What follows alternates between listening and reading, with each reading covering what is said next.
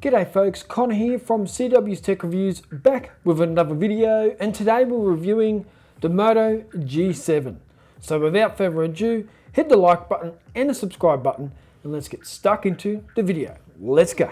But let's get the specs out of the way so we can set the tone for the rest of the review. Now we are looking at a 6.2 inch LCD display, has a 403 PPI, Android 9, Snapdragon 632, 4 gigs of RAM, 64 gigs of storage, a 3000 milliamp hour battery, NFC, USB Type-C, and the cameras on the back you have a 12 megapixel camera and a 5 megapixel depth sensor, and on the front you have an 8 megapixel camera. First we're going to cover the design, the look and the feel. Now like I said in the specs, you've got glass on the front and glass on the back, and to me it feels and looks good. Now it is a bit of a fingerprint magnet, but first impressions are, yes, it looks good, and yes, it looks like it's worth more than what it is. The edges aren't sharp and it's not an overly wide device, so it is quite easy to handle. Just reaching the top of the display with your thumb can be a little bit tricky. It is a 19:9 aspect ratio, so that's probably the only downfall, is that height. But for everything else, I really do like the design, the look and the feel for it, and it feels like it's worth a lot more than what it actually is. If we look at the software, we're running Android 9, which I think is in line with the rest of the device. Now I said earlier that the Moto G line is a fairly mature line now, and it's had a lot of years to refine itself, and they've come up with a really good device, and I feel that that's the same with the software. Motorola have got Android down pat for the Moto G7 series. To me it's just smooth and it's snappy, and it seems to be optimized, and they really have figured out how to make it work well, especially with those Motorola add-ons like double chop for flashlight and double twist to open the camera. These all come together to make a great software experience. Software updates are a little unpredictable, but I'm currently on April 2019 security update and I'm filming this in June. But the software looks and feels good, and I think if you compare, say, the Motorola software to someone like Nokia, you will feel a difference, and you will be able to see it's been optimized, and it's been optimized well, and I think you'll be happy with the performance of the software on the Moto G7. You do get the Moto Actions, as I just mentioned. You have one button navigation, lift to check, lift to mute, double chop for flashlight, double twist for the camera, pick up to silence, flip for do not disturb, all these great little features that are actually helpful to the user and not just a gimmick. And these can all be turned on or off quite easily, but I think you'll have most of them left on. So the software on the Moto G7 is A+. Great stuff. Now, for gaming and performance, don't forget we're running a Snapdragon 632 and only 4 gigs of RAM. So people are going to think, it doesn't keep up with the OnePlus 7 Pro.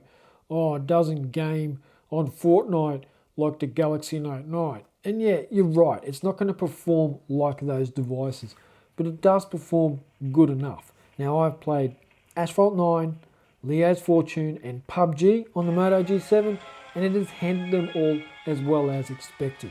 These games optimize for how spec'd out your device is, so you just play it on the right settings and you're going to get a fairly smooth, enjoyable experience. So I certainly don't have any issues with gaming on the Moto G7, and for day-to-day multitasking and use, I didn't have any performance issues at all. What am I doing through the day? I may be taking some phone calls, sending some messages, using WhatsApp, social media, emails, taking a few photos here and there, and at the end of the day, consuming content. And it performed fine with all of that. I mean, I'm not creating massive Excel spreadsheets with complex calculations or anything like that. Just pretty much standard day-to-day use for a smartphone. You're not going to notice any real difference between this and any other device. Now you got to remember, this is half the price of the Pixel 3a, a quarter of the price of the Galaxy S10e. So you're looking at some major budgeting going on here, but you're not losing that much in value. You're definitely getting a good quality phone, and for me it represents value. But then we come to the camera, and this is my biggest criticism and the biggest weakness of the Moto G7. Now in good light, it can take a good photo, and I think you're going to be fairly happy with the photos you get in the middle of the day in the bright sun. Now a lot of the pictures, if you start pixel peeping, do look a bit over sharpened, and there's not a lot of dynamic range here.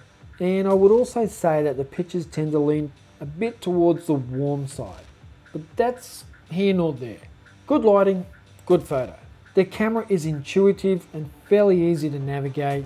You swipe one way, you've got your video. You swipe the other way, you've got your panorama and your gimmicky options as well, which should be left out. I think the gimmicks are gimmicks when it comes to the camera.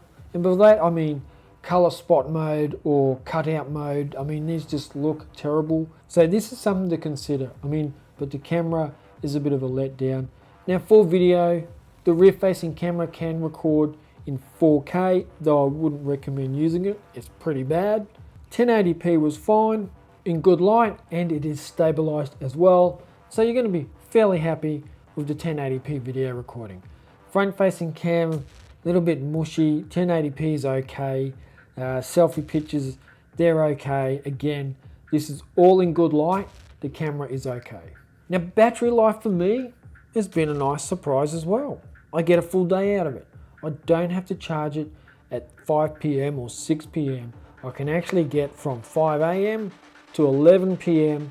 without having to recharge it. Now if I did have to, it wouldn't really matter, because you do get an extra 9 hours of use from 15 minutes of charging when using the Motorola turbocharging. But for me, I didn't have to recharge it, and especially in this day and age, Android Auto, I have to plug it in for Android Auto, and I get a top up on the way to work and a top up on the way home.